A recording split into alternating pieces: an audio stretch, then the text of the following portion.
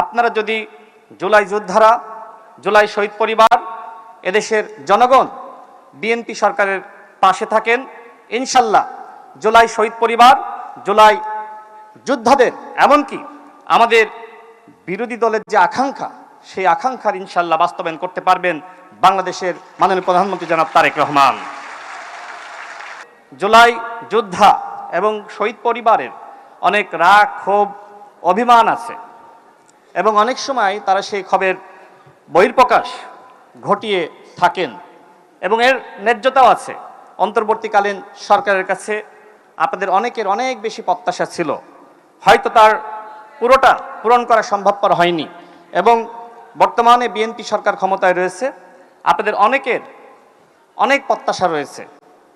আমাদের মাননীয় প্রধানমন্ত্রী জনাব তারেক রহমান, তিনি জনগণের প্রত্যাশা পূরণে কাজ করে যাচ্ছেন এবং আপনারা যদি জুলাই যোদ্ধারা, জুলাই শহীদ পরিবার, এদেশের জনগণ বিএনপি সরকারের পাশে থাকেন, ইনশাল্লাহ জুলাই শহীদ পরিবার, জুলাই যোদ্ধাদের, এমনকি আমাদের বিরোধী দলের যে আকাঙ্ক্ষা, সেই আকাঙ্ক্ষার ইনশাল্লাহ বাস্তবায়ন করতে পারবেন বাংলাদেশের মাননীয় প্রধানমন্ত্রী জনাব তারেক রহমান।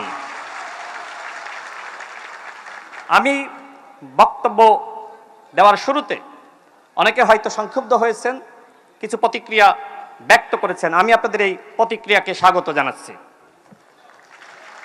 গণতান্ত্রিক বাংলাদেশে আপনাদের এই যে প্রতিক্রিয়া ব্যক্ত করার স্বাধীনতা, এটাই তো আমাদের সবথেকে বড় অর্জন, যে আপনারা কথা বলতে পারছেন, আপনাদের কথা বলার বাক স্বাধীনতা রয়েছে। সুতরাং এই বাক স্বাধীনতাকে আমরা মূল্যায়ন করে সামনের দিনে আমরা অগ্রসর হব ইনশাআল্লাহ।